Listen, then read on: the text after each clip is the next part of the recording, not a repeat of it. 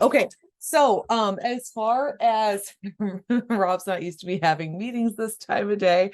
Okay, as far as this week goes, thank you for joining me on such an off day. I realize this is like totally abnormal, but we are making it work. So this week we are going to talk through honestly grading yourself. And I think it's going to be a really, really awesome topic to take into account.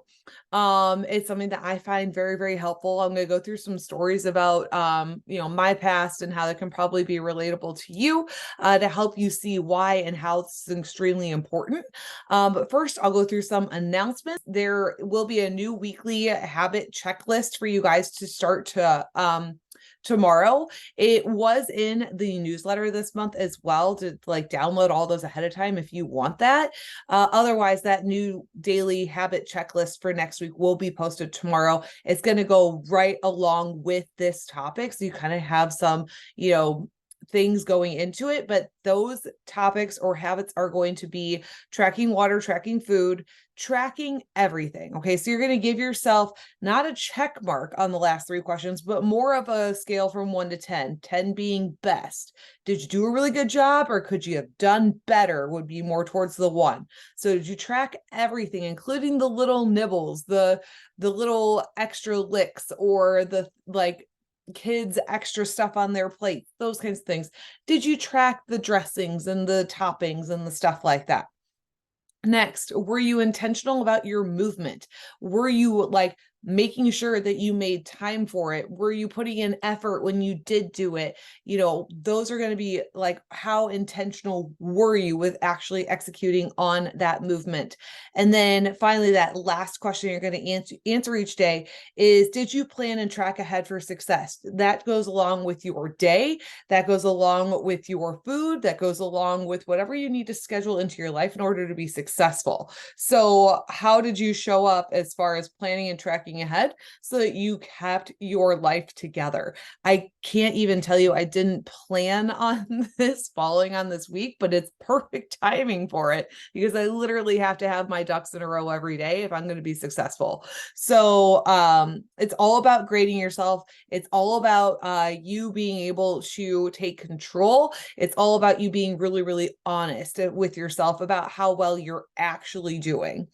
Also, don't forget to participate this week in the habit submissions on the Facebook group. So what you'll do is you'll upload that screenshot of the week in review on the app, which should be updated by now for last week, and then also submitting your habit checklist board for the whole week too. And then that will enter you in, and I will do a winner each Monday and send you a little prize in the mail for participating and doing a good job with that. Let's see. In the app, as far as some things to really focus on, if you're newer to working with me in the app or working with us in the app, I really want you guys to focus on hitting your protein and total calories.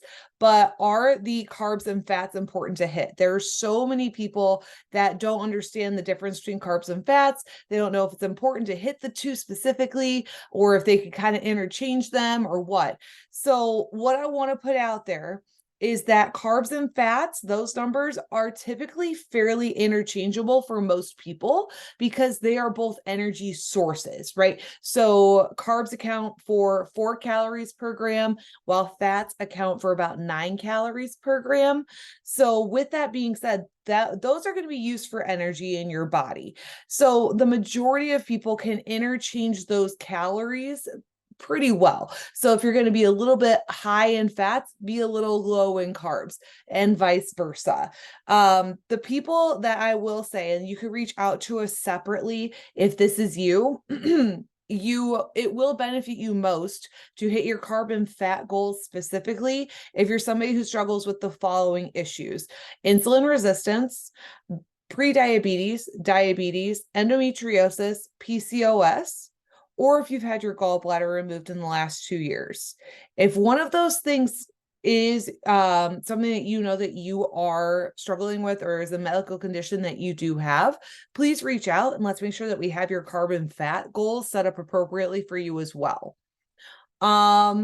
let's see, aside from that, the only other things I have announcement wise is to please keep sharing the group, the app, the podcast, my posts, as you see fit. If they're helping you, please share about them. That is so incredibly helpful. And then please keep sending any 1P orders or first form orders my way. Those numbers as you make them, it really, really does help a ton for me when you do that. Now, as far as grading yourself, this is this week's topic. Okay. So I'm going to go through some numbers for you because a lot of people are very number centric. They understand it when I put it to them this way. And then I'm going to talk through some of my stories from my past about how being honest with yourself and learning how to take control of those times where you're maybe not so in control can be really, really helpful. So as far as this goes, each day of the week accounts for approximately 14% of your week. Okay, so 14% is a Monday, 14% is a Saturday. Okay, so Friday afternoon through Sunday is nearly 36% of your week. Okay, and why do I point out Friday afternoon through Sunday? Because that's usually the majority of time when people decide to say, I'm going to wing it. Probably not going to follow through on things, right? But what the problem is, if you say F it every Friday afternoon through Sunday, but still hit it super hard Monday through Friday morning, your best grade that you can give yourself for the whole week is 64%. That's the best grade you can give yourself for the whole week. That's a D. It's a D. It's been a while since most of us have been in school, right? D's do get degrees, you all, but they certainly do not get you crap for results. So let's just be honest about that, okay? So if you want to screw off every Friday afternoon through Sunday and then hit it hard Monday through, Friday morning, well, then don't expect to really get very far with the progress that you told yourself that you wanted to get. This week is all about honestly grading yourself, just like we've been talking about here earlier in this call. So let's see. So it's not to bash yourself or tear yourself down, but it's more to be honest. Okay. So don't get mad at yourself if your grade is, a 2 or a 3 sometimes. It's okay. It happens, but it's all about being honest. If your day is a 2 or a 3 on a certain topic, but you keep telling yourself that you're actually a 7 or 8, well, I think that we both know that you're lying to yourself and you're not going to get any farther than you want to get that way anyway. Another one, if you cheat your plan, the only person you are cheating on is you, right? I'm not going to be upset with you if you are cheating on yourself, right? You're the only one that's going to get frustrated with that. The only time that it frustrates me is when you're dishonest with me about that and I'm beating my head against a wall because I can't figure out why your progress isn't happening when you are having perfect days all the time, right? So this is not about bashing yourself. This is not about being negative towards yourself. This is about you being honest with yourself, being honest with me, so that we can all work together to get you through and past this point a lot quicker and a lot easier. Let's see. Next one. I am going to tell you a couple of short stories about myself, about when I was telling myself I was like a 7, 8, 9 as far as the scale of doing really well. But really I was more towards like that 2 or 3, and I was really struggling with a lot of things as far as progress goes. So I used to sneak all of the kids' Halloween, well, not all of it, but a lot of the kids' Halloween candy and like snacks and stuff into our dirty old farmhouse basement, which if you've been into a farmhouse basement, you understand that it is not the most pleasant place to be. Lots of spiders, right? It's not pretty down there, but I used to sneak snacks down there and I would eat them in about 4 seconds flat, and then hide the evidence of the wrappers in the bottom of the laundry basket waste container, right? Because that was me telling myself that didn't actually just happen, right? I didn't enjoy it, for one. And for two, if I hide the evidence and nobody saw it, then it didn't happen. I totally still had a 7, 8, 9 on the record scale day for following my plan, right? Because nobody saw it. Nobody saw it. And then the other thing that I used to do, which dubbed me the nickname the neurotic raccoon from my husband, is I used to also hide foods in our cabinets, in the fridge, and in the freezer where my family would not look for them, right? Like I would legitimately take my little treats that I wanted so badly and I would hide them like behind the lettuce because nobody was going to look behind the lettuce except for me, right? So then I would hide them back there. And like or I'd hide them behind something in a cabinet where nobody else would ever go look except for me. But here's the thing. They weren't even things that my family would want to eat. Right? I was hiding them because if they were hidden and I had them when no one else saw them, then that didn't actually happen. Then I didn't actually consume that. And so Rob randomly like would stumble across these things because well, we live in the same house, right? He would randomly stumble across my little hidden treasures. And he would ask what the hell I was doing. I'm like, I don't know. I don't know why I'm hiding this from you. You guys don't even want to eat them. Right? Like that's not even foods that they wanted to have. And I was hiding them. And I think that I was hiding them from them because one, I was ashamed that I was having them, that I wanted them, but I was also hiding them because if I hid them from them, I was hiding them from myself. And if no one knew that I was having them, then it didn't really count.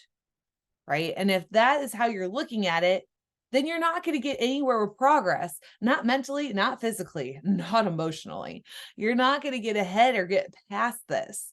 So he is awesome, right? He caringly asked, right? Like why we're doing that. And he helped me get through that, right? Little by little. But why am I telling you these stories? It's because I was not being honest with myself. I was not showing up the way that I could. I was not in control. And I think that that's where a lot of people really, really fall short with giving themselves an honest grade, cheating themselves, that kind of thing, taking shortcuts or those sorts of ideas, right? It's just not going to work. And then how was my progress during those days? It was stalled and it only made things harder. And what kind of happened from there to really take into account is like I started to develop really bad habits as well. Um when I was doing those things, right? And I was like I would beat myself up about it, but I would beat myself up about it in private. And then I would tell myself, no, you didn't do anything wrong, right? You can see how you go back and forth and you fight yourself about these things. So the whole point of grading yourself every single day this week is to allow yourself to be completely honest with how well you are following your plan and then be completely honest of where you can improve, be completely honest of where you are falling short, be completely honest about what is triggering you to not follow through, right? Possibly try journaling about this stuff. That could be something that's really, really beneficial.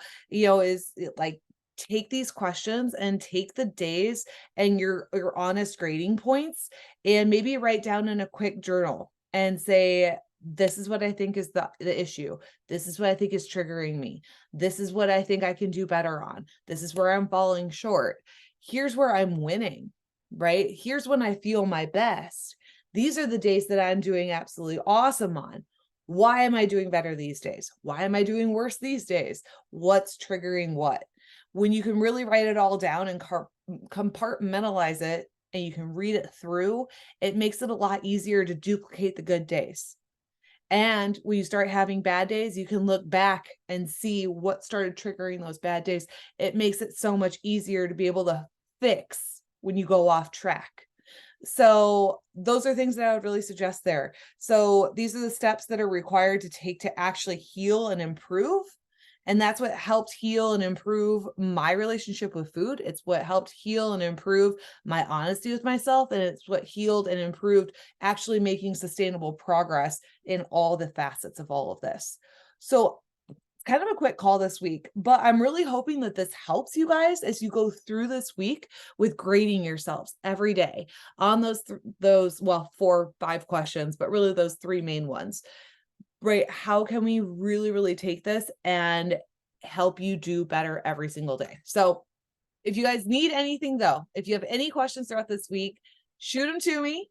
I hope you guys have an amazing Sunday. Thank you for joining me on such an off day for this. And I'll be chatting with you all later on. Bye, everybody. Have a great rest of your day.